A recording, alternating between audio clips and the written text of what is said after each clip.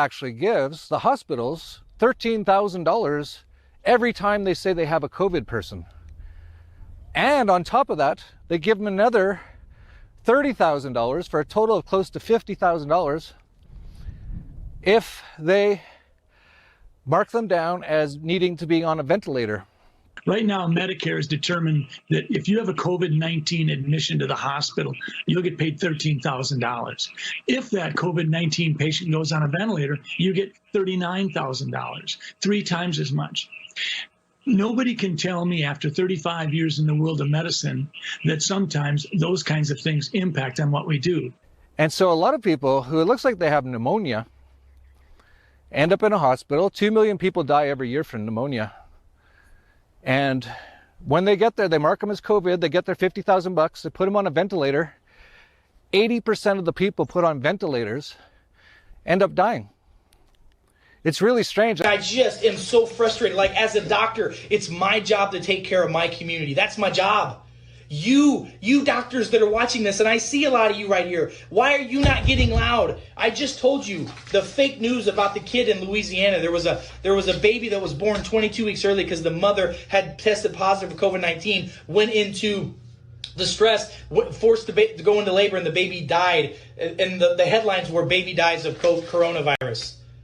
Now, did you guys see earlier last week or late last week there was a story out of Connecticut where the governor came out, tweeted, and said a child, an infant, died in Connecticut of coronavirus. And then the parents came out and said, no, my child did not die of coronavirus. My child had an accident at home and died from that. It is just crazy. By the way, don't you think it's really interesting if you look at the stats of how not right now, all the COVID-19 coronavirus deaths are rising. Guess what's dropping massively? Deaths from pneumonia, deaths from the flu, and deaths from heart disease and heart attacks. Don't you think it's a bit ironic? What, are people not dying from heart attacks anymore?